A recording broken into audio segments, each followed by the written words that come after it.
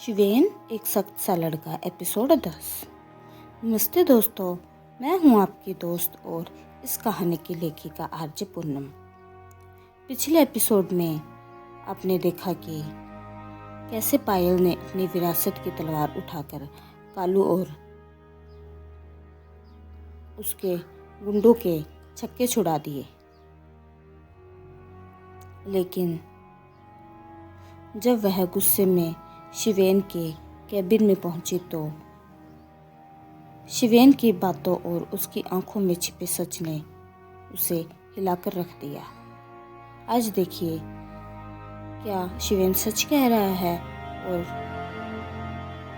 पायल के उन गिरते आंसुओं का शिवेन पर क्या असर होता है। चलिए देखते हैं आज का एपिसोड। जैसे ही पायल की आंखों से वो गर्म आंसू शिवेन की कमीज को भिगोते हैं, शिवेन का पत्थर दिल पूरी तरह से बिखर जाता है। वह पायल के चेहरे को गौर से देखता है, वही चेहरा जिसमें कुछ देर पहले काली जैसे आग थी और अब गंगा जैसी पवित्रता और दर्द है। शिवेन का दिल तेजी से धड़कने लगता है। वह पायल की आंखों में आंखें डालकर उसे ऐसे देखता है जैसे वह बरसों पुराना कोई चेहरा ढूंढ रहा हो। वह पूरी तरह हैरान रह जाता है कि कोई लड़की एक ही पल में इतनी मजबूत और दूसरे ही पल में इतनी मासूम कैसे हो सकती है। वह अनजाने में पायल के और करीब आता है और एक गहरी हैरानी से पूछता है, कौन हो तुम पायल? सच सच बताओ, कौन हो तुम? कल तक तुम मेरे लिए सिर्फ एक मामूली कर्मचारी थी, पर आज तुम्हारी इस तलवार की चमक और इन आंखों के पानी ने मुझे उलझा दिया है। तुम जैसी दिखती हो वैसे हो नहीं। शिवेन ने पायल की आंखों में झांकते हुए फिर से वही सवाल किया।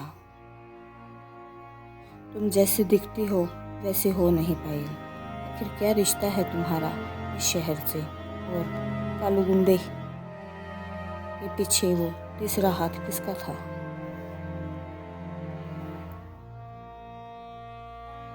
पायल ने तुरंत अपने जज्बात पर काबू पाया और अपनी आंखें पोंछ ली। उसने शिवेन को अपने राज की भनक तक नहीं लगने दी। उसने शांत आवाज में कहा, सर, मैं क्या हूँ ये तो वक्त ही बताएगा, पर आज जो हुआ उससे एक बात साफ है। आपके दुश्मन सिर्फ दफ्तर के बाहर नहीं, शायद आपके बहुत करीब है। शिवेन खामोश हो गया। पायल की बात उसके दिल में घर कर गई। उसने कैबिन से बाहर स्टाफ को देखा।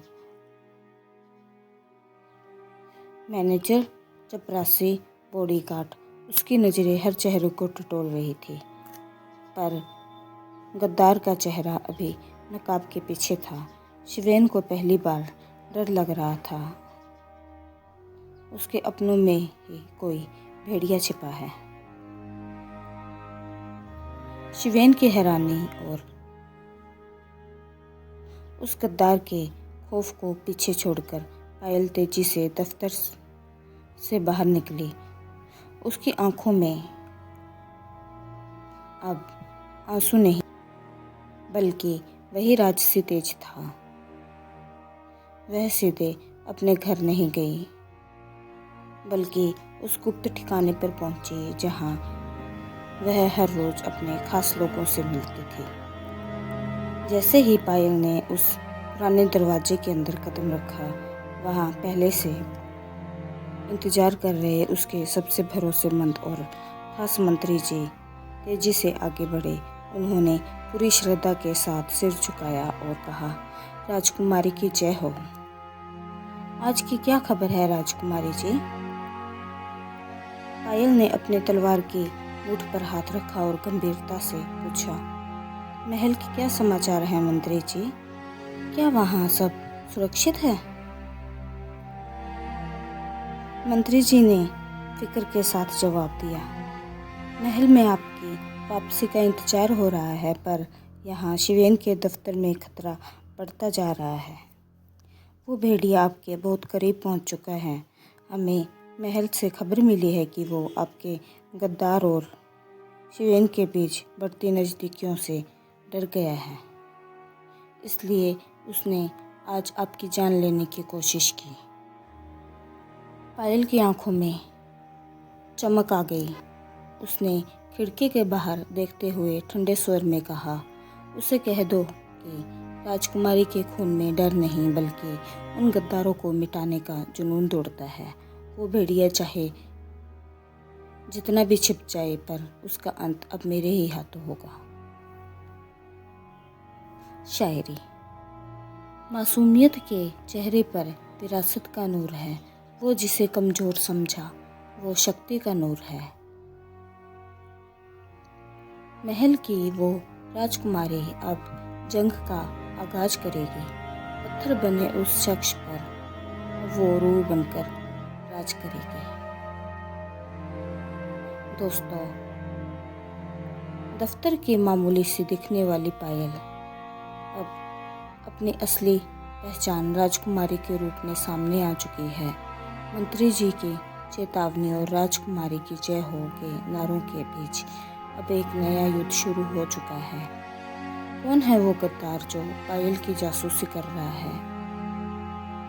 जानने के लिए सुनते रहिए शिवेन एक सख्त सा लड़का। मैं हूँ आपकी दोस्त और इस कहानी की लेखिका आरजे पूनम। अपना ख्याल रखिए। नमस्ते।